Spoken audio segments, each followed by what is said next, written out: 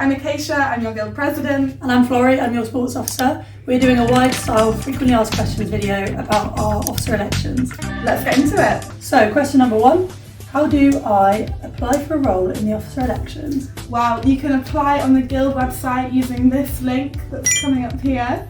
You just have to search Guild into Google and look at all of the different roles and see what best suits you. Pretty simple. Number 2, how do I campaign in the election? Oh, well, you could make a music video like Floss the Frog did, but you can do anything really, from music videos, social media, talking to people, giving out food. Running around campus like a man. And there's a list of campaign regulations on the Guild website if you just want to double check that you're not breaking any of those rules. Good job. Right, how many, can I get that off? How many hours per week does an officer work? That was a really good question.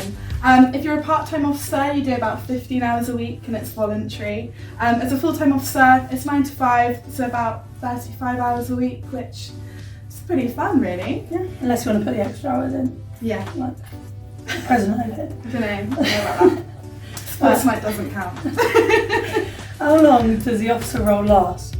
So you do it for just over a year, and that includes your handover period with the previous officer team and when you hand over to the next one.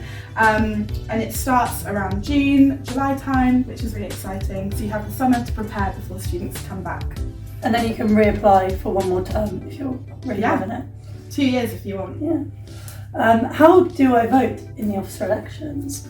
Again, you can vote on the Guild website, really, really easy. There'll be some videos showing you how to. Go vote! Go vote! At some point. Cool, so which officer roles are full-time, Florie?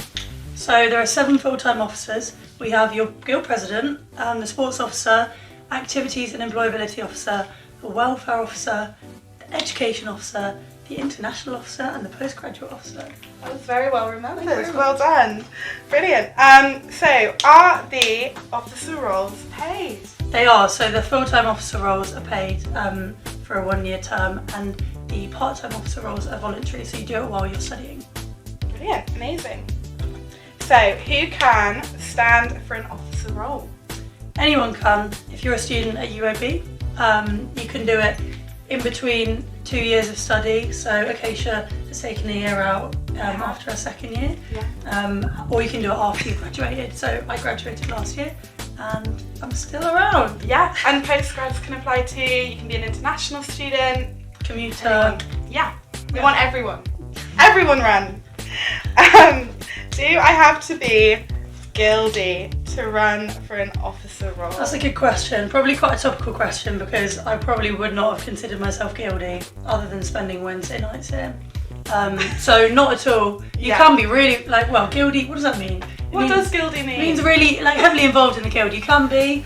You can be part of student groups. A lot of people get interaction through using guild advice and hall reps and that kind of thing. But you can also know nothing about the guild.